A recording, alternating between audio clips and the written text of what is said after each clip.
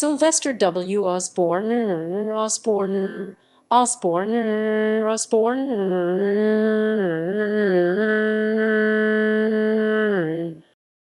Sylvester W. Osborn was a member of the Wisconsin State Assembly.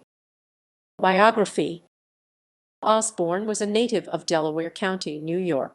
Reports have differed on the date of his birth.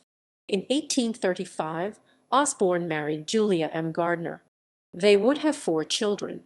Among them were Sarah, whose husband Philo A. Orton became a member of the Assembly, and Charles F. Osborn, who was also a member of the Assembly. Osborn settled in Darlington, Wisconsin in 1851. During the American Civil War, he served with the 16th Wisconsin Volunteer Infantry Regiment of the Union Army, achieving the rank of captain. He died on November 4, 1903. Political career.